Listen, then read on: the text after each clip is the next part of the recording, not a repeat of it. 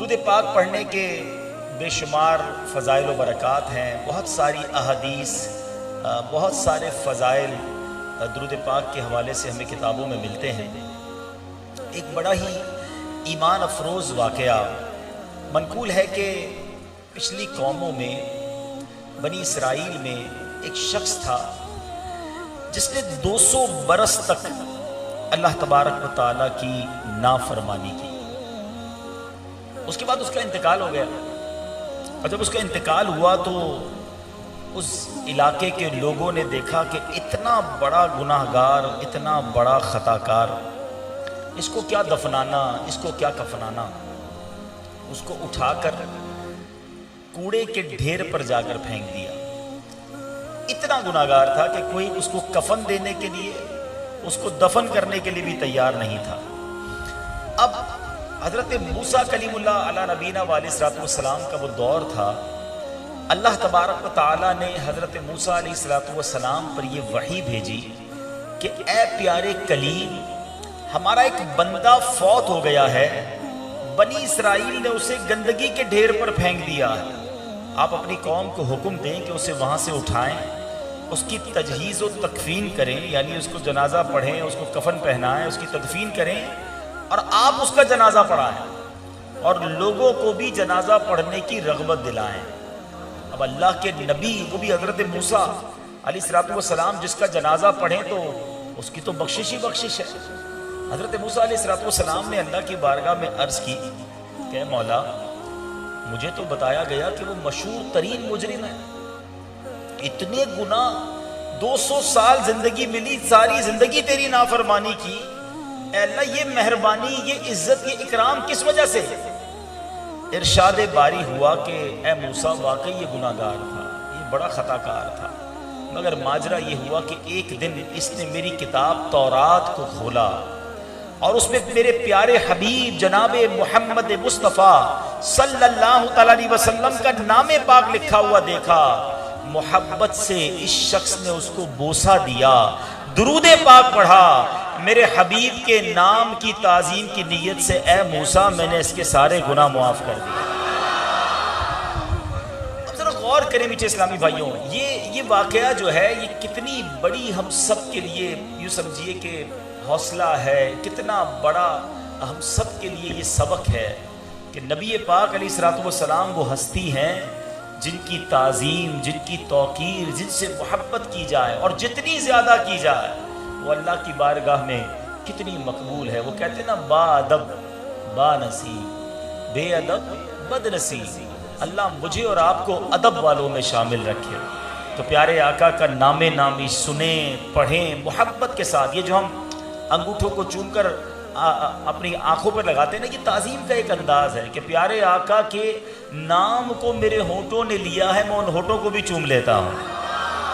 تو یہ جتنی محبت کا اظہار ہے یہ نصیب والوں کا ہی حصہ ہے۔ ہاں، تو بہرحال یہ ہمیں سیکھنے کو ملا کہ جب جب سرکار دو عالم صلی اللہ علیہ وسلم کا نام لیا جائے، کثرت سے درود پاک پڑھیں، محبت سے درود پاک پڑھیں، تعظیم کا اظہار کریں، انشاءاللہ سرور کائنات علیہ السلام کی تعظیم و محبت دل میں ہوئی، دنیا میں بھی بیڑا پار ہے، آخرت میں بھی بیڑا پار ہے۔ اور یہ بات طے ہے کہ پیارے آقا علیہ السلام سے جس نے محبت کی نا، جس نے اپنے نام کو نبی پاک علیہ السلام کے نام سے جوڑ دیا، جس نے اپنی زندگی میں سرور کائنات علیہ السلام کا ذکر کرنا شروع کر دیا، اللہ نے زندگی ہی میں ان کے ناموں کو بلند کرنا شروع کر دیا۔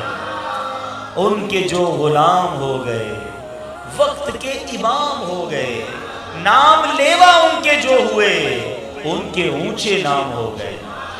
اب تھوڑا سا اس وقت موجودہ جو دنیا ہے اس کا جائزہ لیتے ہیں۔ اب دیکھیں، جس نے پیارے آقا سے محبت کی اور ان کا نام اچھے انداز سے لینا شروع کیا، چاہے وہ مقرر ہے، چاہے وہ عالم دین ہے، چاہے وہ نعت خواہ ہے، چاہے وہ لکھنے والا ہے، آپ دیکھیں جس نے پیارے آقا کا نام لینا شروع کیا، اللہ نے اس کی عزت بڑھانی شروع کر دی۔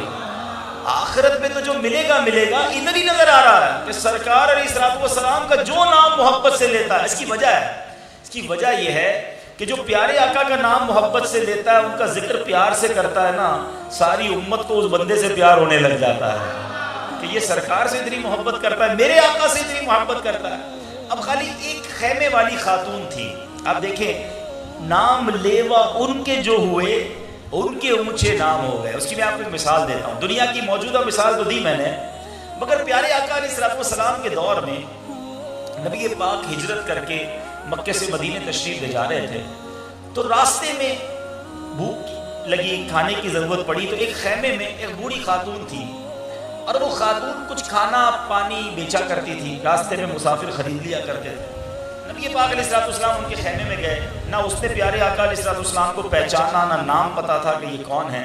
حضرت ابوبکر صدیق رضی اللہ تعالیٰ بھی ساتھ ہیں۔ نبی پاک نے ارشاد فرمایا کچھ کھانے کو ہے؟ کھانے کو تو کچھ نہیں ہے، کوئی چیز گھر میں نہیں ہے۔ پیارے آقا نے دیکھا ہے بہت پرانی سی، غریب سی، لاغر سی، کمزور سی بکری ہے۔ فرمایا اگر اس میں سے دودھ دے دو، تو کہا حضور یہ تو دودھ بھی نہیں دیتی، اس کے تھن بھی سوکھ گئے ہیں۔ پیارے آقا نے فرمایا اگر تم اجازت دو تو میں اس میں سے دودھ نکال لوں۔ ٹھیک ہے، اگر آپ چاہیں تو آپ دودھ نکال لیں۔ اس کو تو ذرا بھی امید نہیں تھی۔ نبی پاک نے اس کے تھن پر ہاتھ رکھا، اس بکری کے تھن میں دودھ اتر آیا۔ راوی لکھتے اتنا دودھ نکلا، میرے آقا نے پیا، صدیق اکبر نے پیا، اس خاتون کے گھر میں جتنے برتن تھے سب دودھ سے بھر دیے، اور بکری بھی فروا ہو گئی۔ That's it، اتنی ملاقات تھی۔ نبی پاک تو چلے گئے، مگر وہ ایک جھلک کیا تھی کہ اس بوڑھی خاتون کو دیوانہ کر گئے۔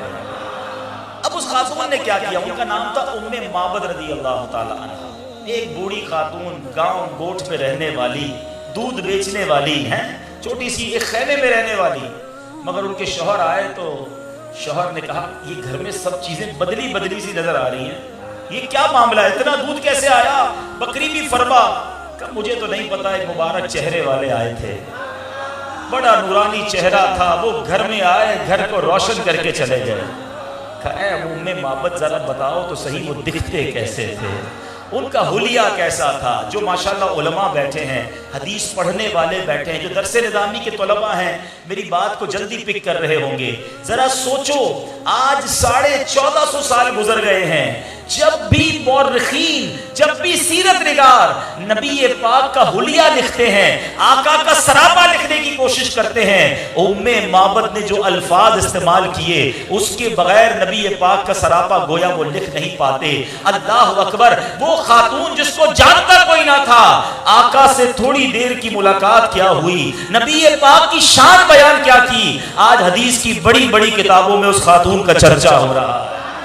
نام لیوا ان کے جو ہوئے، ان کے اونچے نام ہو گئے۔